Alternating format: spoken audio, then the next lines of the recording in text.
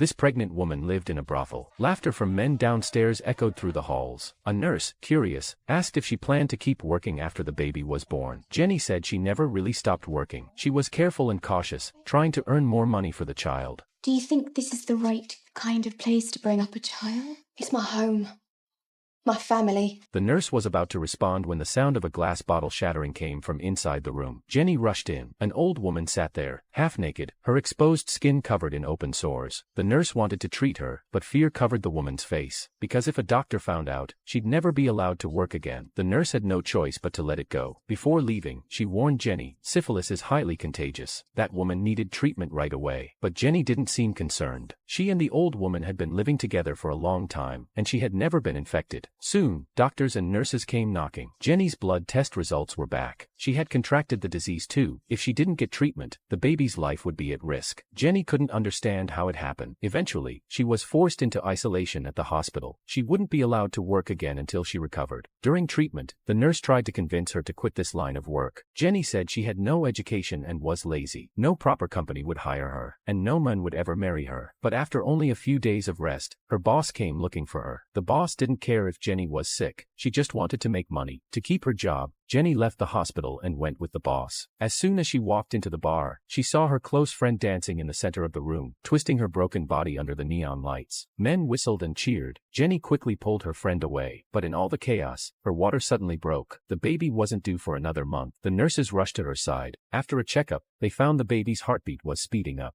There was no time to transfer her to a hospital. Jenny would have to give birth in the brothel. An old midwife reminded everyone that Jenny's infection hadn't been cured. They needed to be careful. She helped Jenny shift into a different birthing position. After a long struggle, the baby was finally born. But the doctor noticed something wrong. The child had already been infected in the womb. He couldn't breathe. He was dying. The man wanted a son. After his wife got pregnant again, he made a harsh statement to the midwife. Did she make sure it's a boy? Jenny knew very well that if this baby was another girl, her husband might divorce her. The nurse felt sorry for Jenny, forcing a woman to give birth to a boy just because of preference. He didn't deserve to be a husband. Jenny explained that her husband was a factory owner, and many women outside were eager to marry him. If she couldn't give him a son, she feared she would be replaced. I wouldn't be surprised if he's not already thinking he can find some young slip of a thing instead. What on earth do you mean? Some girl still young enough to give him 2, 3, half a dozen sons. The nurse tried to reason with the man, saying, no matter the gender, it's still your child. But the man insisted, I had 3 brothers. 2 of them died in the war. My family fortune needs a male heir. Jenny's due date arrived quickly. Under the nurse's guidance, she gave birth with all her strength. Unfortunately, it was another girl, and the placenta wouldn't come out, so she needed to be taken to the hospital. Jenny begged the nurse not to tell her husband the baby was a girl. As she and the baby were carried out on a stretcher, the man only asked, Is it a boy? You have a very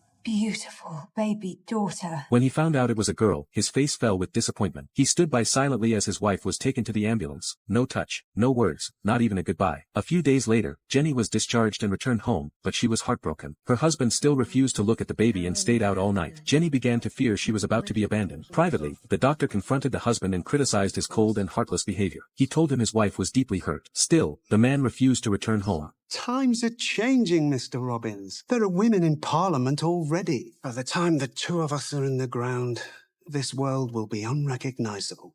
We have to be proud of our children and give them all the love we have. A blind pregnant woman arrived at the hospital and said something shocking. Is your doctor sympathetic?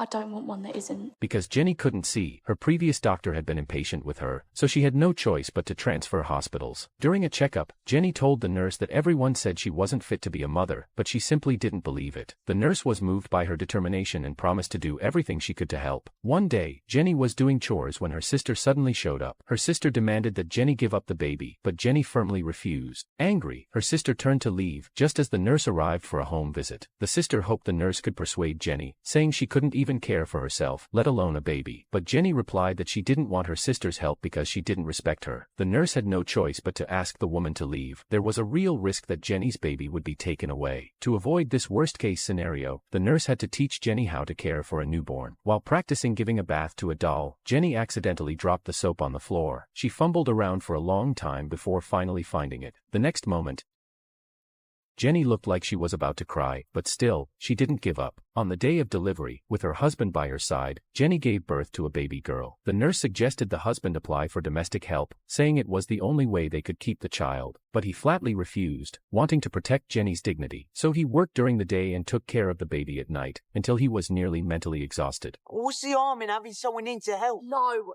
it's giving in. One night, overwhelmed, he stormed out and slammed the door. The next day, while making formula, Jenny accidentally poured hot water on her hand. As the baby cried, she ignored the glass shards on the floor and took one careful step after another toward the crib. Jenny finally reached her baby and held her tightly in her arms. Soon after, the nurse arrived and carefully treated Jenny's burns. Her husband also returned and apologized to her. The baby had multiple fractures all over her body, and even the doctors couldn't figure out why. Ever since Jenny gave birth, the baby had been crying day and night, pushing both parents to the brink of a breakdown. After a thorough examination, the nurse discovered that the baby's collarbone was fractured. Jenny felt deeply guilty, thinking it was caused by her pushing too hard during labor, but the nurse immediately dismissed that assumption. After receiving treatment, the baby eventually recovered. However, once they returned home, the baby continued to cry nonstop. The nurse suggested trying medication and observing the symptoms.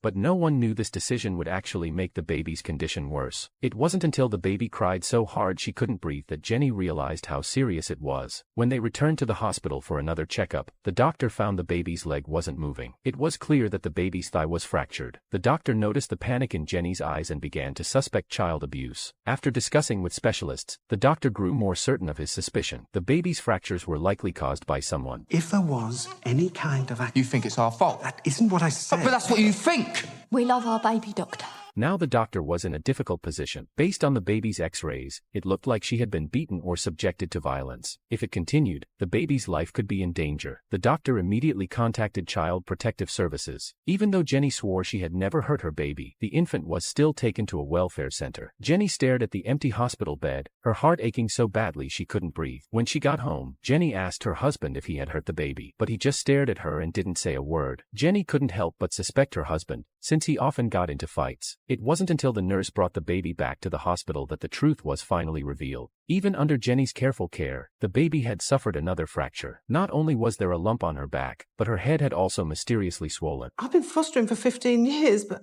every time I pick him up, he screams. The doctor immediately knew something was wrong. He rushed to look through medical records and research. Soon after, he diagnosed the baby with osteogenesis imperfecta, also known as brittle bone disease. Even the slightest touch could cause a fracture, so the parents had not abused the baby after all. The doctor quickly arranged for the baby to return home. The father was furious and refused to forgive the doctor no matter what. What matters is he's supposed to be a doctor, and he's too busy blaming us to even notice Raymond was sick!